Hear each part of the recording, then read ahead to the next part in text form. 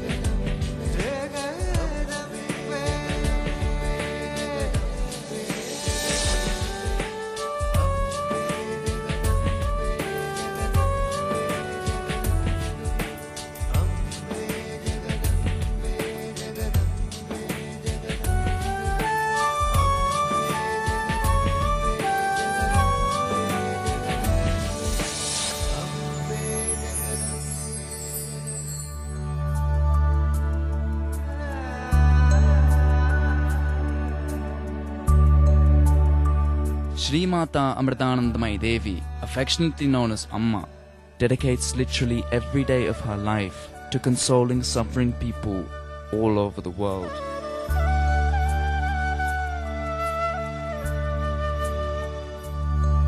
Her message and the essence of her compassion is expressed in her darshan.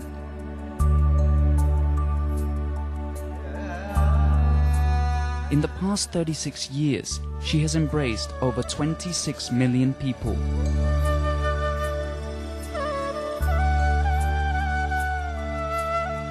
And she has been known to give darshan for over 22 hours without interruption.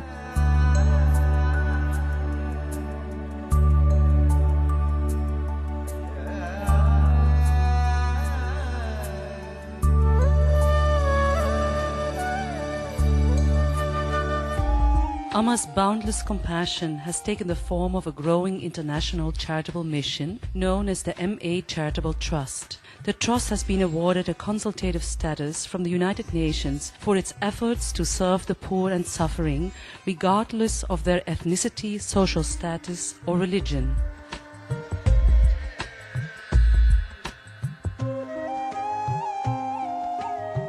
Most people in India do not have any health coverage.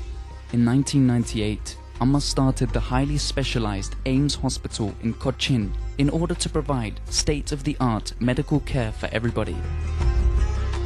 Since its inception, the AIIMS hospital and other healthcare institutions have treated about 750,000 patients free of charge at an expenditure of about $34 million.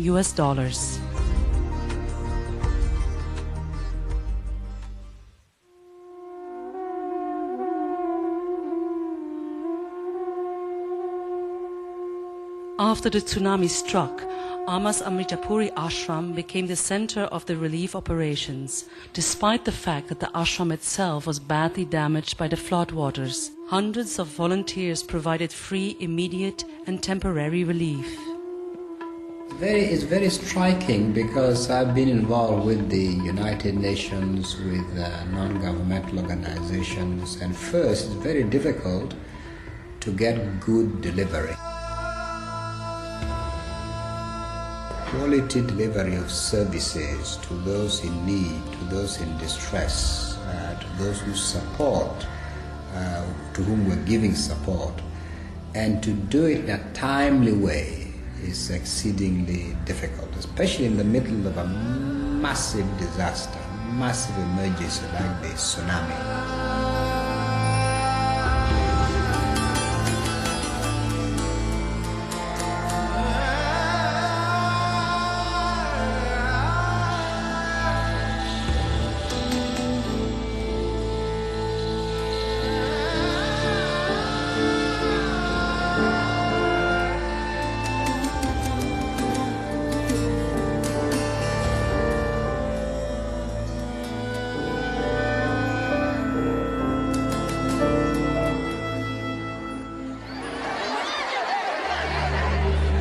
Amma visited some of the worst hit areas in Tamil Nadu where over 7,000 people were killed and individually consoled each person who came to meet her.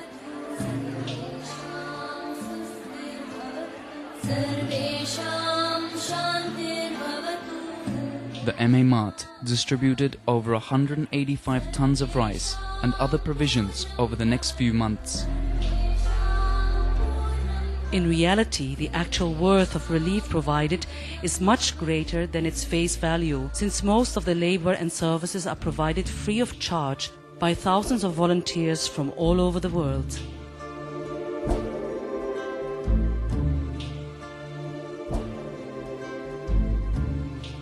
Amma was invited to Sri Lanka by the Sri Lankan government and offered a $685,000 relief fund for building new homes.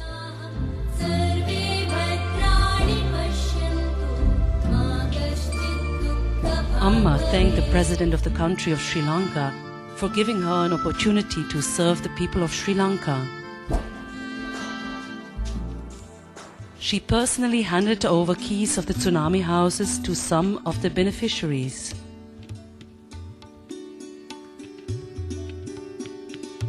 An Indian religious figure said she will give $22 million to rebuild homes in India which the tsunami has destroyed. Embracing the World has already completed more than 6,000 permanent homes.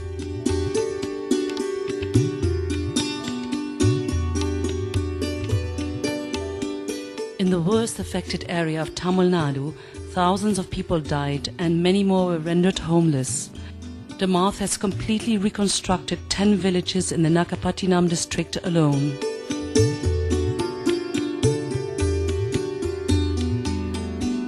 MA Mart was the first non-governmental organization to complete the permanent housing for tsunami victims in India.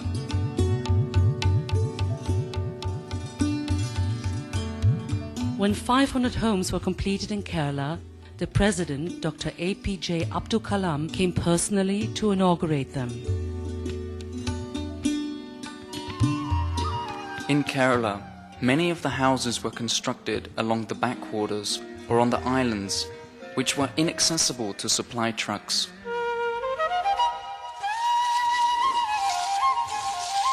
Ashram residents and volunteers from all over the world helped carry the needed materials from supply stations. Seeing all the volunteers deeply engaged in rebuilding their lost homes, the village ladies felt inspired to come and help carry the raw materials. Observing this, more villagers came forward to help, and the numbers increased day by day. Being from different religions, political parties, and cultural backgrounds, they had been living separated lives. But through this unique situation, they were required to work towards a common goal, and in their sincere efforts, their hearts were opened, and they were able to work together harmoniously.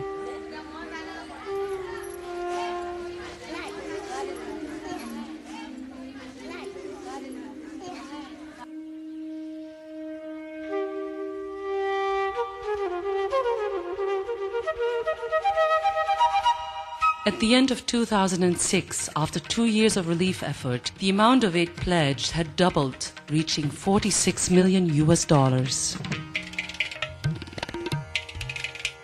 The ashram has provided free vocational training for 2,500 young people from Kerala and Tamil Nadu and provided them with jobs in Amma's institutions. They are being educated to be teachers, nurses, paramedical assistants, security officers, drivers, masonry workers, carpenters, mechanics, and tailors. Hundreds of tailoring machines are also provided free.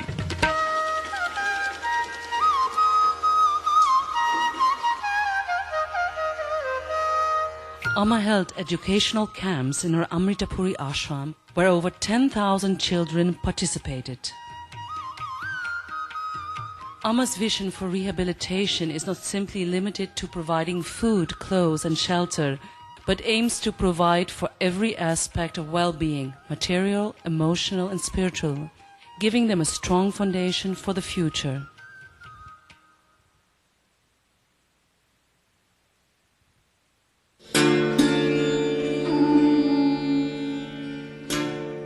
poorest state in India.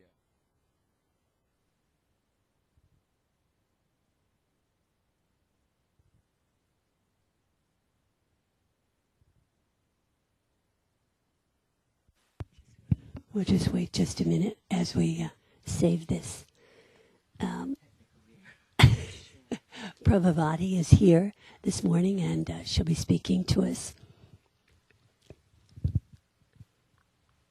Are you ready? Okay. And Prabhavati is the founder of Ramana's Garden, an orphanage in India. And I'll give the mic to her now. I just would begin by saying that I spend a lot of time in Amrit Puri, every spare minute that I can. And I was there for a lot of what is being shown here. And the striking and outstanding thing about it is, as Amma and so many masters teach us, everything, even the greatest disaster, even a tsunami, comes for a reason and always brings light.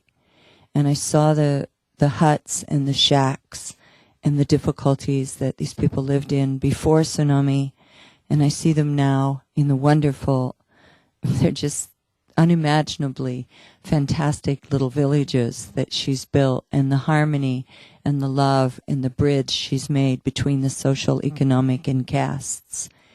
And when you experience that, you see what an outpouring of the love that Amma brings to each and every one of us, the miracles that it works on the planet.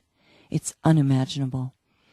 And it's just such an inspiration to me. Since Amma came into my life, I certainly dedicate every step that I take to her and offer everything in reverence to her extraordinary grace. We are so, so blessed to have such a flower pouring on us. And this project was devoted to Ramana Maharshi long before, because he was another guiding light for all of us with his eternal message of find out who you are, who am I, find the eternal, unmoving, unchanging self within by self-inquiry that nothing can disturb or take away. And through his grace, through Amma's grace, through the grace of so many masters, I've been in India 30 years. I've been so, so, so blessed. This whole project is just a way of giving back. And it, in this moment, provides a loving home to 66 children and absolutely free education, nutrition, that being the highest priority for me, more than medicine. I've been taught in these 30 years that if you don't have a nutritiously nourished body, I don't care what books are put in your hand, it's hard with an empty, hurting belly to learn. So our primary focus is nutrition, certainly followed right behind with the highest standard of free education provided anywhere in India. We grow everything organic, and it was very wonderful 2 years ago to reach Amrit Puri, and the next day Amma announced, if we don't grow it, we don't eat it, which caused a lot of reshuffling there in the ashram. But more and more awareness is coming to that, and it was so wonderful to be able to be there and turn greenhouses that had been for tulsi and other products into planting thousands and thousands of tomato plants.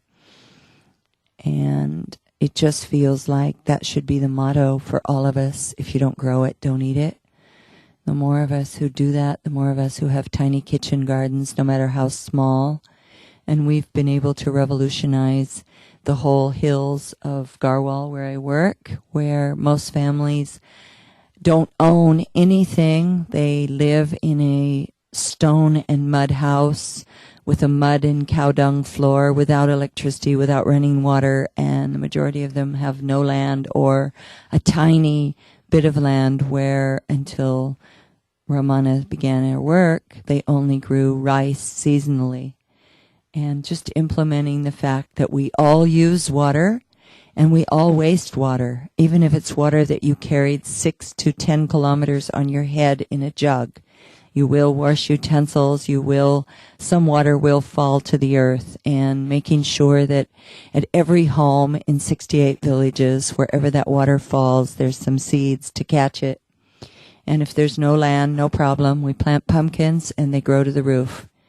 So if you fly over our villages, you'll know who's in Romana's Grace, as we all are, but who's working with Romana's Grace, because their roof will be covered with pumpkins. And we grow those pumpkins in wastewater because there is no water, and every drop comes, as I say, 6 to 10 kilometers on some woman's head. And then we take those pumpkins and we have the tremendous grace and privilege to feed 800 children lunch at their schools every single day. I won't take more time about this because it's so easy to find it out for yourself. We have websites. We're blessed to have friends like Tiagan sitting next to me, who created a foundation here in the United States called Friends of Romanas, so that it's possible to give and help and get involved right here on your own doorstep. You can visit that website, which is Friends of Romanas. You can visit my India website, which is sayyesnow.org, because the one predominant thing that I've been shown and taught is saying yes without any conditions. Saying yes when there's $2 in the house to 200 children. Saying yes to every single child. Until today, I've never had to turn a child that was truly at risk away from our gate. We're 3 in a bed, and night before last I was busy long distance negotiating that we had taken in a new one, and that was going to be 4 in one bed, and which bed would that be? That's about saying yes and knowing that another bed is going to come, another space is going to come, another plate of food, another set of clothes, another bag of books. It's not about knowing from where or how or deciding to give when you have enough. That's been the biggest teaching. Never wait till you think you have enough to give, because you'll just delay the process of receiving. If you say yes to giving with whatever you have, it will multiply. And this is my last stop in 15 cities in 5 weeks. And the name of this tour, as all my tours, but I really struck with this one, is Creating Abundance in an Impoverished World. And when I say impoverished world, I do not mean only India. For me, impoverished is any place in the world where people are not living in full capacity of their joy, where they are not making a difference in oneness, where they are not receiving the abundant joy that comes from knowing that we are one and making a difference for others. And that's been very broad-reaching, and many, many lives have already been touched and changed by that simple message. It's not about coming to India, which is always good, and you're always welcome.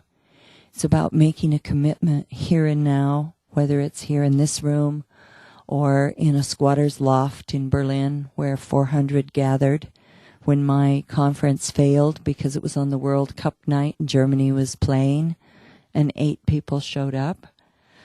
And it looked bad, and a young dancer, a very talented and brilliant young man, came up and said, "I want to support you. I want to promote you." And I said, "Well, I'm not sure I'm going to come to Berlin again." And he said, No, I mean now. You said say yes now, right?" And I said, "Yes, I did, but I leave in 2 days." He said, "Okay, well, how about tomorrow?" And I said, "You can pull an event together by tomorrow?" He said, "I think so."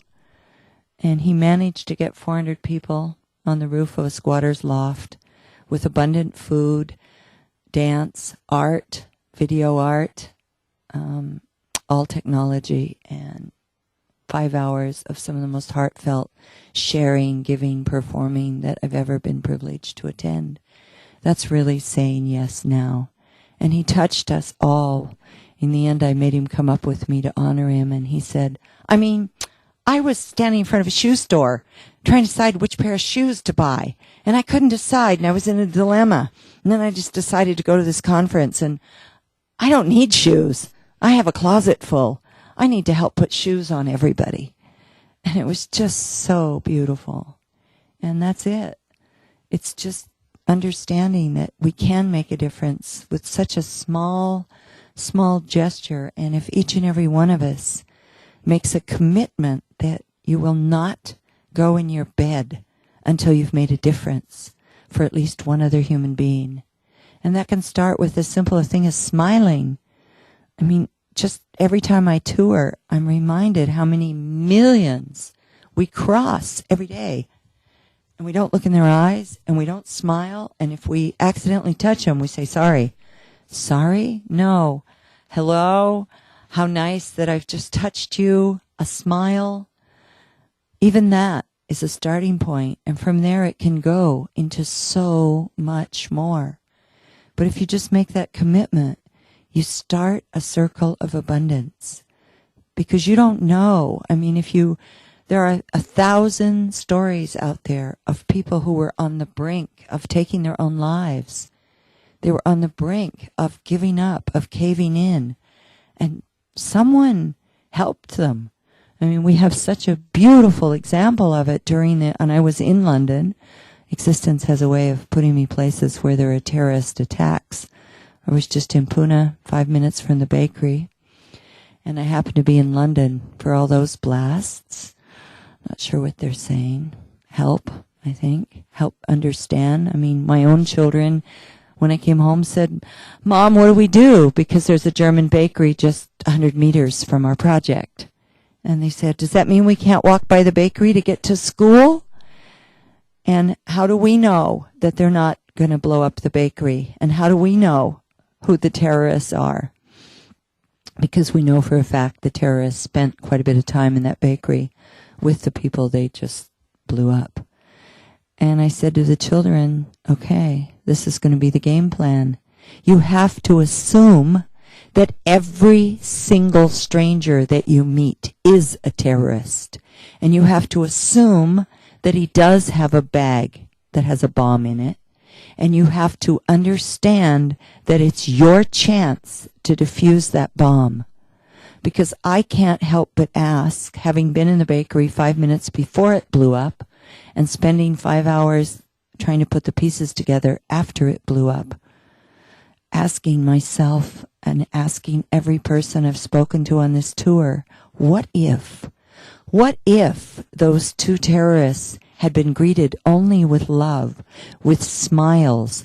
What if, when they asked the people at the table, 5 of them, if they would watch the bag that they were placing under the table, they had been greeted with overpowering love, with caring, with would you like to join us, with something that made it impossible to blow those people up. And that's the instruction I gave my children and the message I've carried on this tour. You have to assume the man next to you on the bus is a terrorist. And it's your job to diffuse that hate. Because there has to be a lot of hate. Those terrorists weren't hatched in that bakery.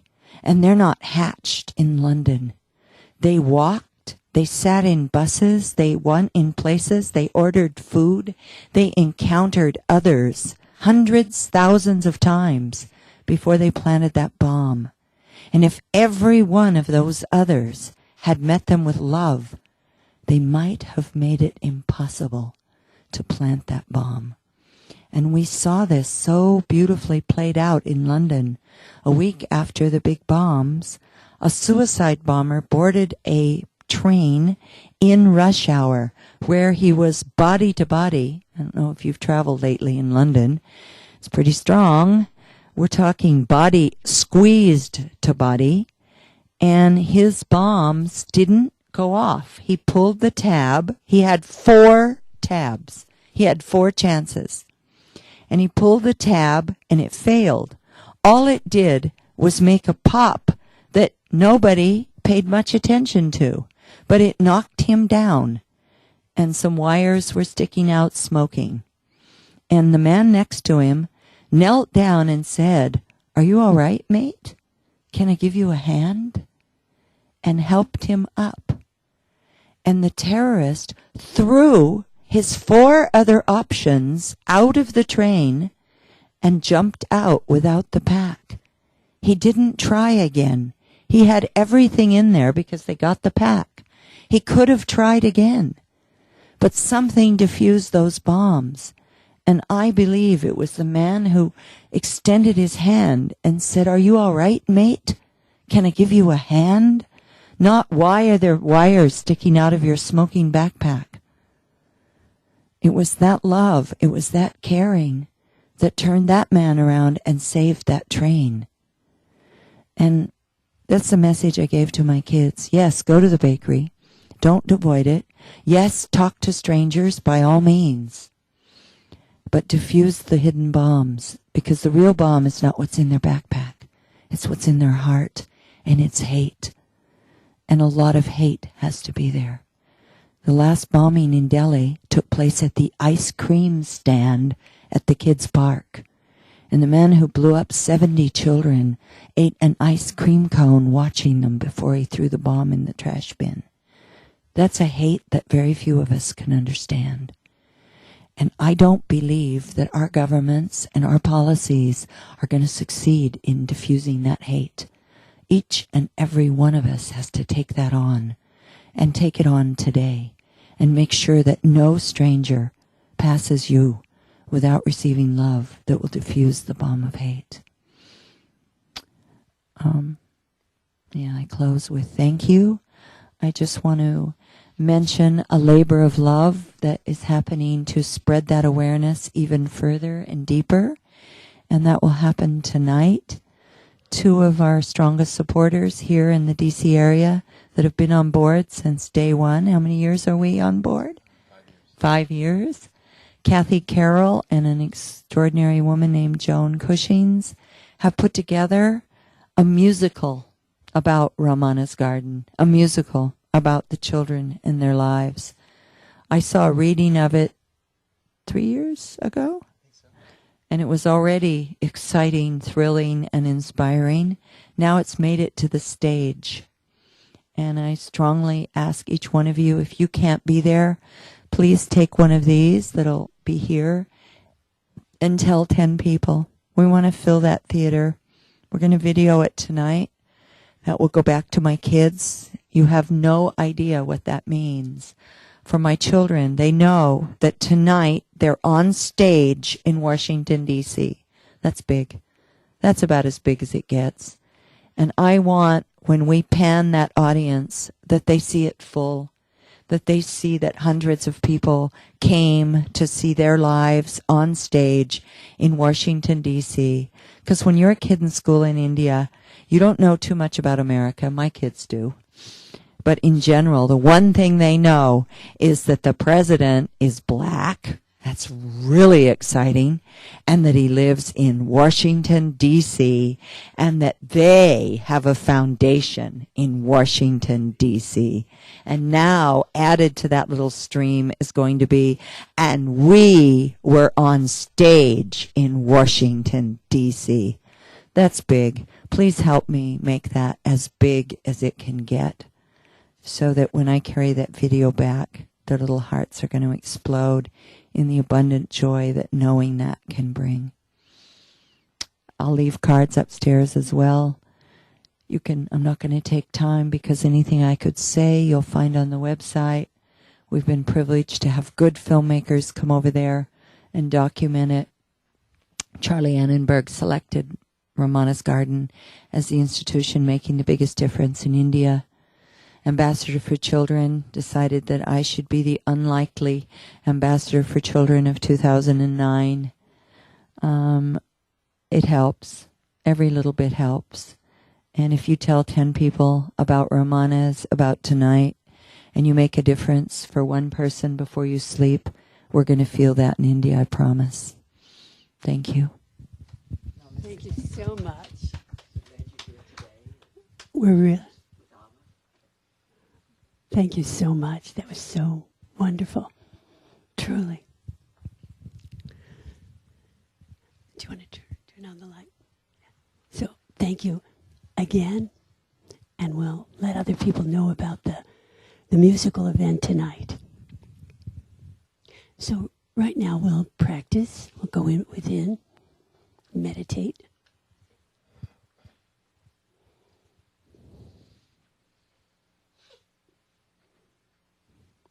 And we'll extend to each other right now, feeling that resonance with our guest, Prabhavati Tyagan.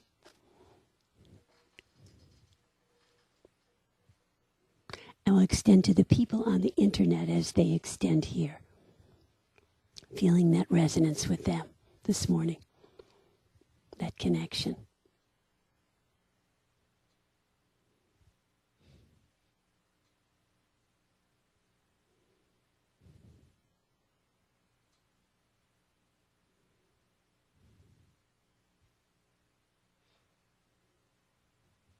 And we'll extend to our generational field, that field of the ancestors, the family, the friends, the great teachers,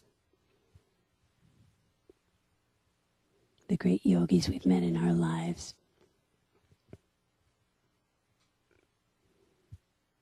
Who over and over again pull us into that field of love.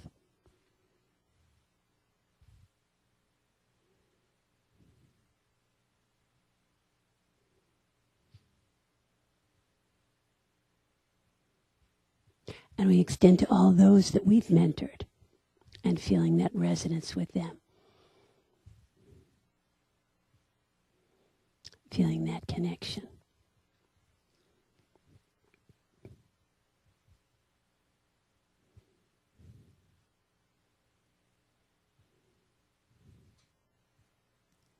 We extend to all our traditions.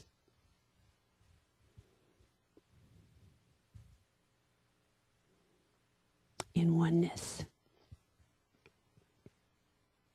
And to the great archetypes of all the traditions. Feeling that support.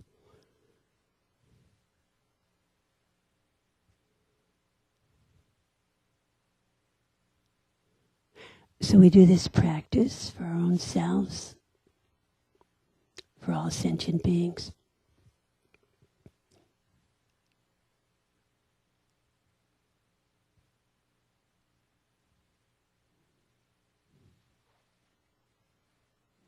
As we meditate this morning.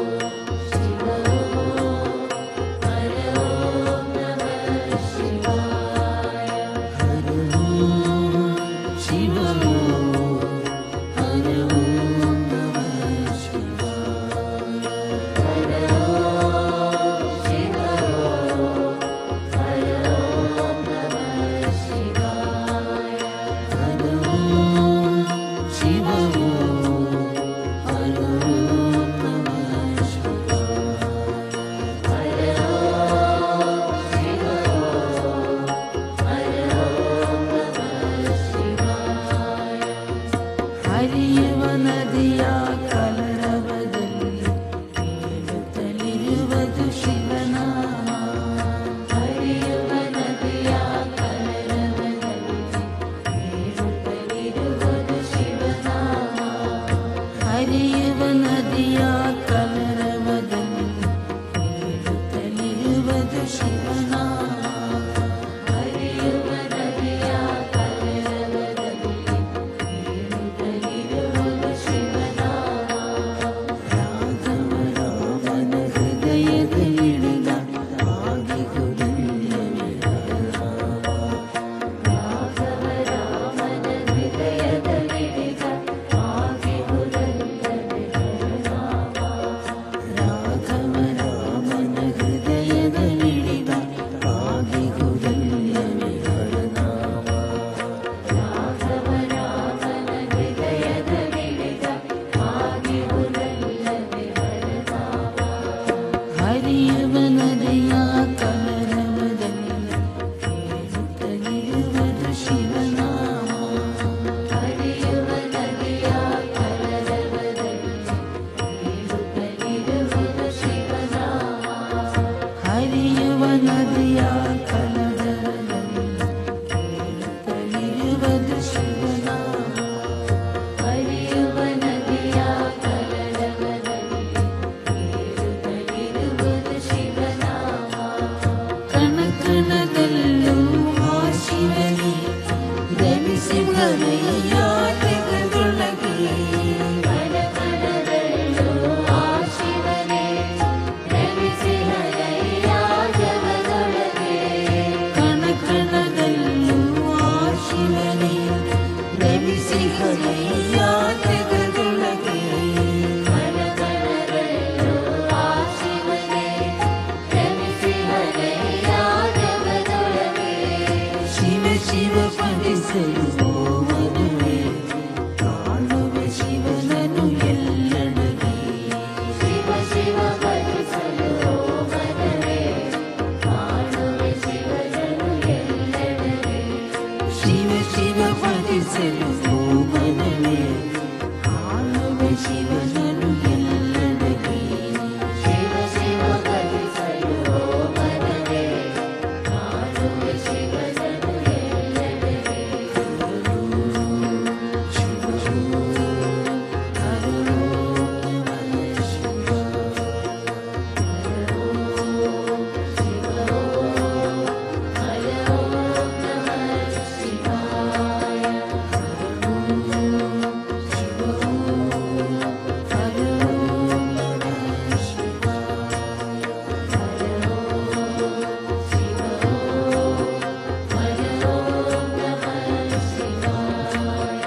Harrow Shiva harrow ನಮಃ ಶಿವಾಯ. Harrow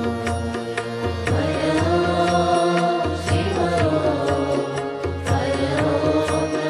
ನಮಃ ಶಿವಾಯ. Harrow Shiva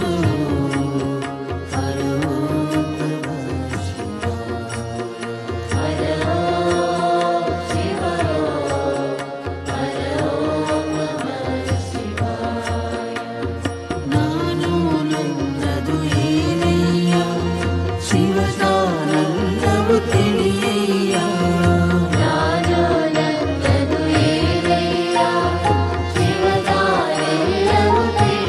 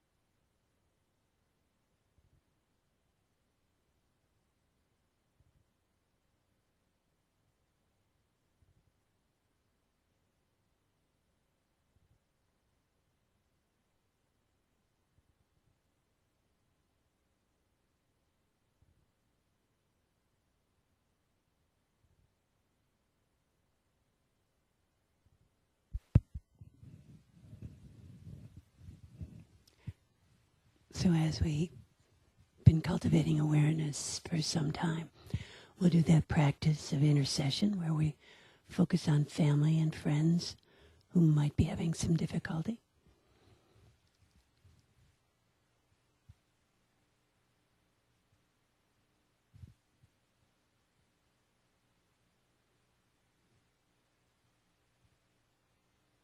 And we'll also extend to the children of Ramana's Garden this morning in this great event tonight. Holding the light together.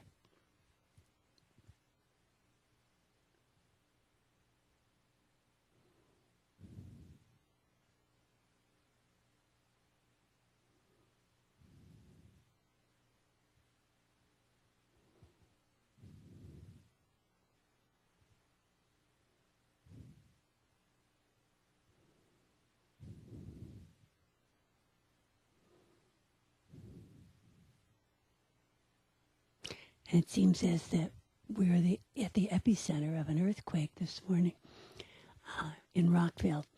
So no real damage has been done. So we're very happy about that. And so I extend to all those people affected by these terrible disasters, holding the light.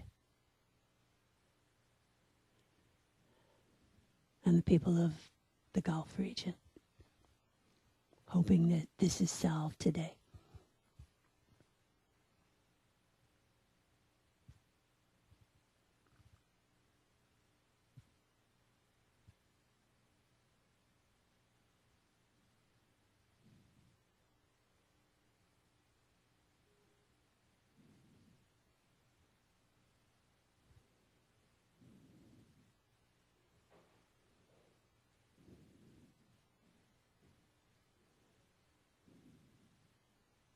We'll start to close up right now. If you like, you can rub your hands together till they're hot. And then sealing at the heart, the top of the head, the throat, the belly.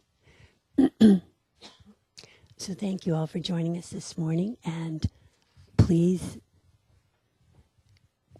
go to the event tonight at Glen Echo.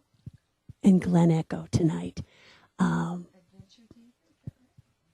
Adventure Theater at Glen Echo. What time is it? 7 o'clock tonight.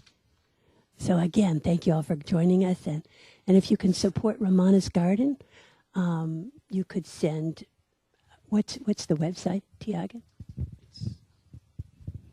Ramanas.org. Thank you again. And we'll see you all in 2 weeks, because we're off next week. We'll start broadcasting on the Monday, I think it's the 25th or the 26th. It's the Monday after. So we'll be broadcasting then. Thank you.